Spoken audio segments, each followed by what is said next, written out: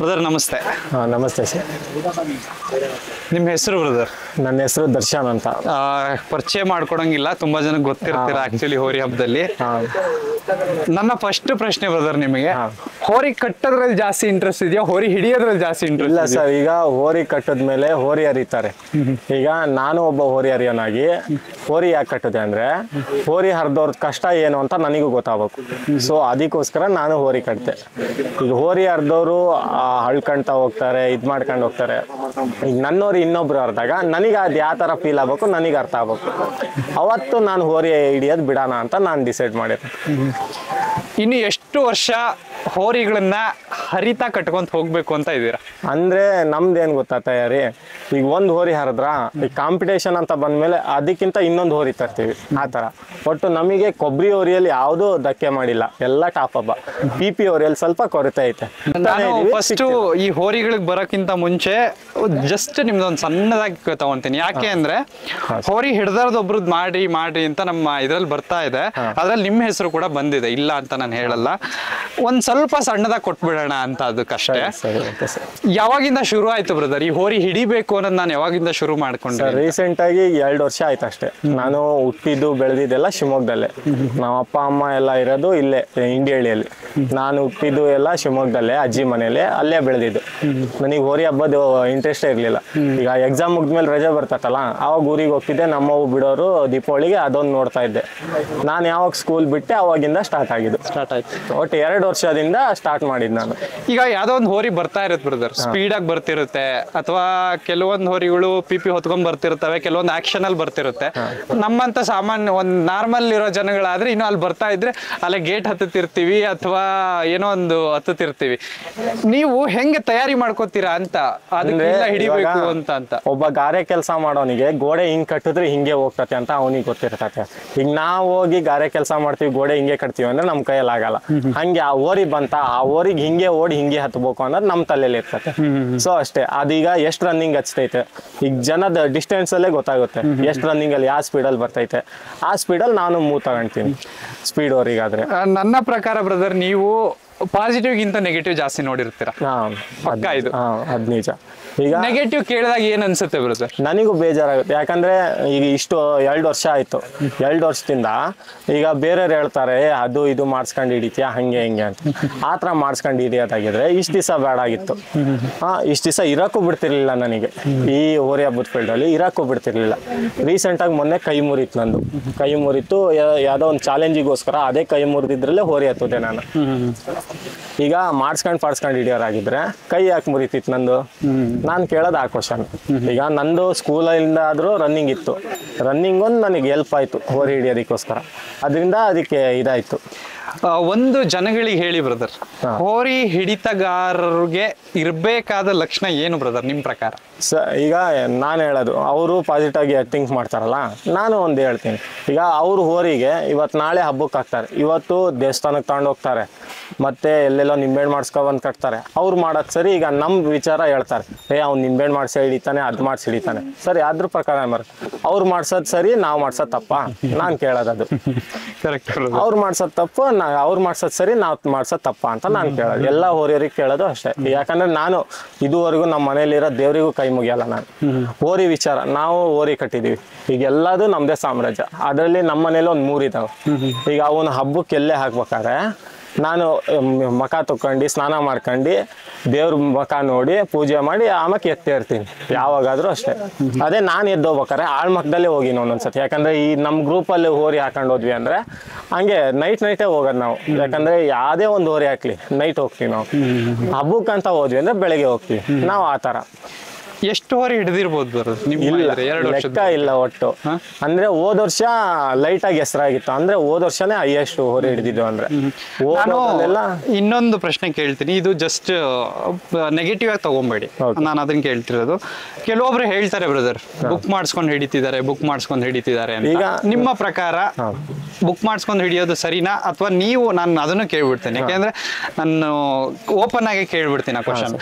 ನೀವು ಯಾವತ್ತಾದ್ರೂ ಹಂಗೆ ಮಾಡಿದ್ದೀರಾ ಸರ್? ಈಗ ನಂದು ಇಷ್ಟು ದಿವಸ ಆಯ್ತು, ಸಣ್ಣ ಹುಡುಗರು ಬರ್ಲಿ ಅಣ್ಣ ಇದು ನನ್ನೋರಿ ಅಣ್ಣ ಹೋಗ್ಬೇಡ ಅಣ್ಣ ಸೈಡಿಗೆ ಹೋಗಿ ಕೂತ್ಕೊಂತೀನಿ, ದೊಡ್ಡವ್ರು ಬರ್ಲಿ ಅವರು ಹೇಳಿದ್ರ ಸೈಡಿಗೆ ಹೋಗಿ ಕೂತ್ಕೊಂತೀನಿ, ನನಗೆ ಆಗಿಲ್ದವ್ರು ಇವತ್ತು ನಾ ಓರಿ ಹತ್ತಕ್ಕೆ ಬಂದಿರ್ತೀನಿ ಅವರು ಬಂದಂದ್ರ ಅಣ್ಣ ಇವತ್ತೊಂದು ದಿವಸ ಓಡ್ಬೇಡ ಅಣ್ಣ ಹೋಗಿ ಸೈಡಿಗೆ ನಿಂತ್ಕೊಂತೀನಿ.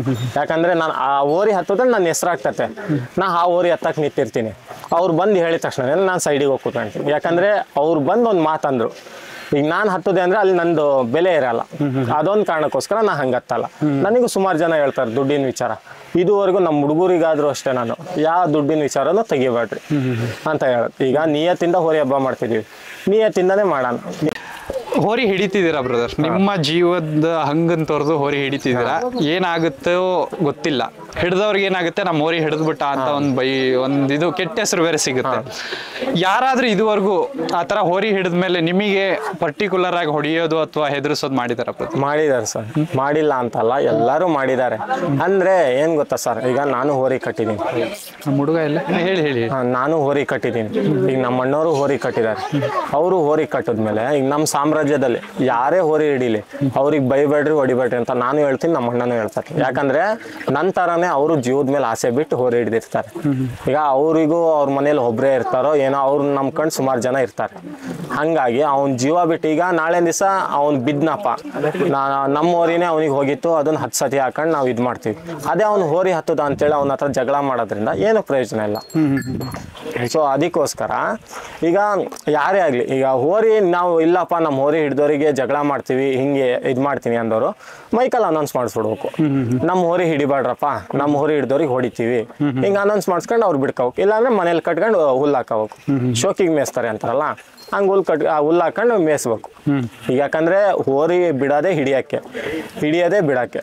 ಸೊ ಅದಕ್ಕೋಸ್ಕರನೇ ಅವರು ಬಿಡ್ತೀವಿ ಅಂದಮೇಲೆ, ಈಗ ಹೋರಿ ಇವತ್ತು ಸೋಲ್ತತೆ ನಾಳೆ ಗೆಲ್ತತೆ, ಅದೊಂದು ನಂಬಿಕೆ ಇರಬೇಕು. ಇವತ್ತು ಹಿಡಿದ್ಬಿಟ್ಟ ಅವನೇನೋ ಮಾಡಿಸ್ಕೊಬಂದು ಹಿಡಿದ್ಬಿಟ್ಟ, ಅವ್ನು ಹಂಗೆ ಮಾಡಿಸ್ಕೊಬಂದು ಹಿಡ್ದ, ಇವನು ಬಂದು ಮನೆ ಹತ್ರ ನಿಂಬೆಹಣ್ಣು ಹಾಕ್ದ, ಬರೀ ಇಂಥವೇ ಸರ್. ನಾನು ಸುಮಾರು ಕೇಳಿದ್ದೀನಿ ಎಲ್ಲರ ಬಾಯಲ್ಲೂ, ನನಗೆ ಕೇಳಿ ನನಗೆ ಒಂಥರ ದರ್ಶಿಗೆ ನಿಯತ್ತಿಲ್ಲ ಅದಿಲ್ಲ ಇದಿಲ್ಲ ಅಂತ. ಈಗ ನನ್ನ ದೃಷ್ಟಿಯಲ್ಲಿ ಇದೀನಲ್ಲ ಸರ್, ಯಾರು ಹೆಂಗಾದ್ರೂ ಹೇಳಿ ನಾನು ಯಾರ ಬಗ್ಗೆನೇ ತಲೆ ಕೆಡ್ಸ್ತೀನಿ. ನನ್ನ ದೃಷ್ಟಿಯಲ್ಲಿ ನಾನು ನಿಯತ್ತಾಗಿದ್ದೀನಿ, ನನಗೆ ಅಷ್ಟು ಸಾಕು. ಇನ್ನೊಬ್ರು ಅದಂತಾರೆ ಇದಂತಾರೆ ಅದ್ರ ಬಗ್ಗೆ ತಲೆನೇ ಕೆಡ್ಸ್ಕೊಂಡು. ನೆಕ್ಸ್ಟ್ ಜನರೇಷನ್ ಬ್ರದರ್, ಹೋರಿ ಹಿಡಿತಗಾರರಿಗೆ ಹೋರಿ ಹಬ್ಬ ಅನ್ನೋದು ಉಳಿಯುತ್ತೆ ಬ್ರದರ್, ಯಾಕೆಂದ್ರೆ ನಮಗೆ ಕಾಲ್ಸ್ ಬರೋದು ನೋಡಿ ಗೊತ್ತಾಗ್ತದೆ.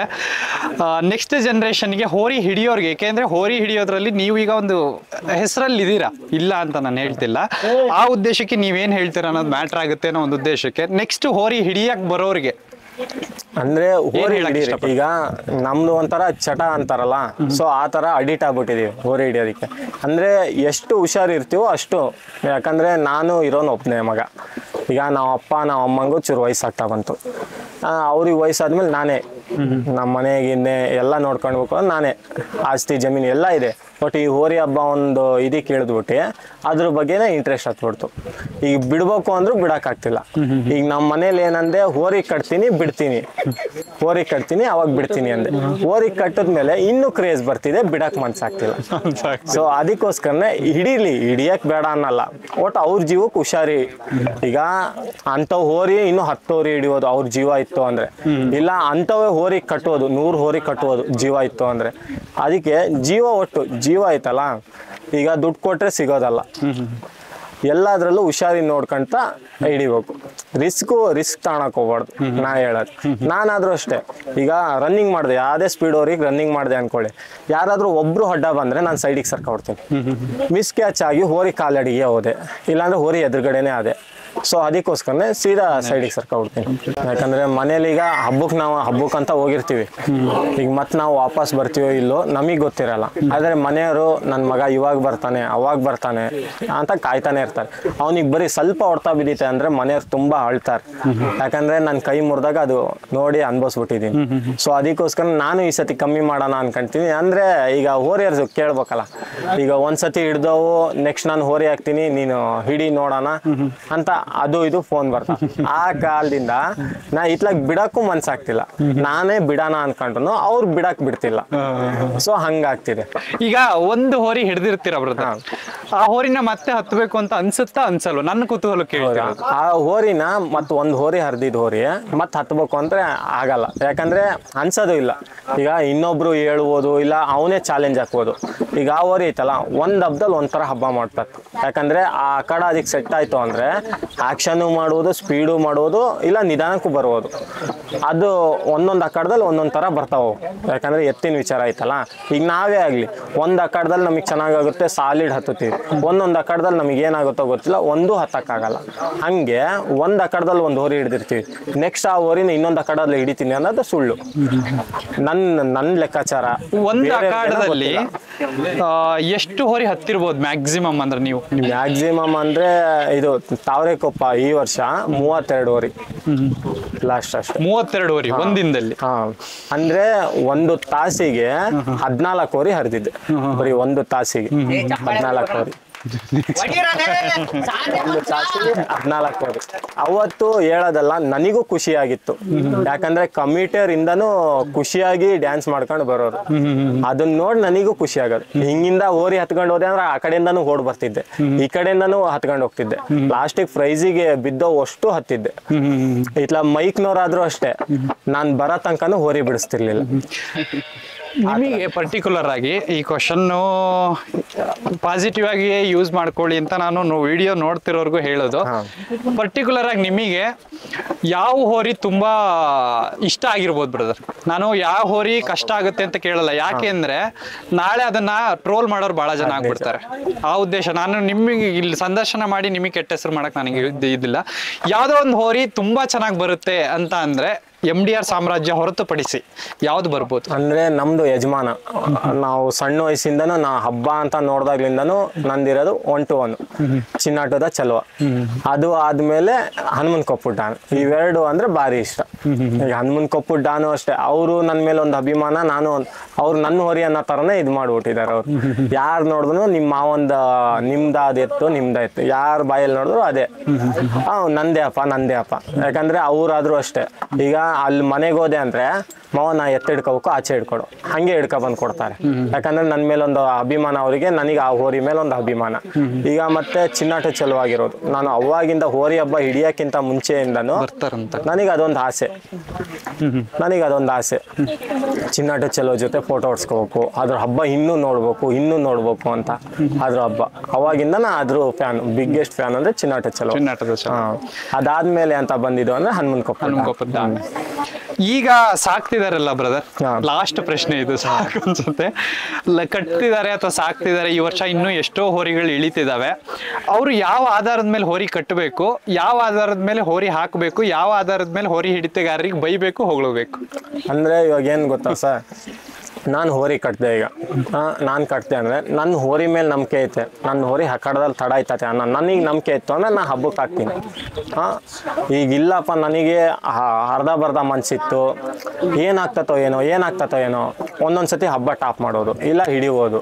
ಈಗ ಏನಾಗುತ್ತೆ, ಅದು ಹಿಡಿದ್ರು ಅಂದರೆ ಏನೋ ಮಾಡಿಸ್ಕೊಬಂದೆ ಹಿಡ್ದ ಅಂತ ಅವ್ರು ನಮ್ಮ ಮನಸ್ಸಲ್ಲಿ ಹುಟ್ಟೋದು ಸಹಜ. ಅದು ಯಾಕಂದರೆ ಒಬ್ಬ ಹೋರಿ ಕಟ್ಟೋನಾಗಿ ಹುಟ್ಟೋದು ಭಾರಿ ಸಹಜ. ಅದು ನಮ್ಮ ಹೋರಿ ಆ ಥರ ಹೋಯ್ತು, ಅವನ ಹತ್ರ ಹೋಗಿ ಸ್ಲೋ ಆಯಿತು ಅನ್ನೋದು ಸುಮಾರು ಜನ ಅಂದಿದ್ದಾರೆ. ಆ ಹೋರಿ ಯಾಕೆ ಸ್ಲೋ ಆಯಿತು, ಯಾವ ಕಾರಣಕ್ಕೆ ಸ್ಲೋ ಆಯಿತು, ಇಲ್ಲ ಅವನೇನೋ ಮಾಡಿಸ್ಕೊಬಂದಿದ್ದಾನೆ ಅದಕ್ಕೆ ಅವನ ಹತ್ರನೇ ಹೋಗಿ ಸ್ಲೋ ಆಗ್ತಿದ್ದಾವೆ ಎತ್ತು ಅನ್ನೋ ಥರ ಮಾತಾಡ್ತಾರೆ ಎಲ್ಲರೂ.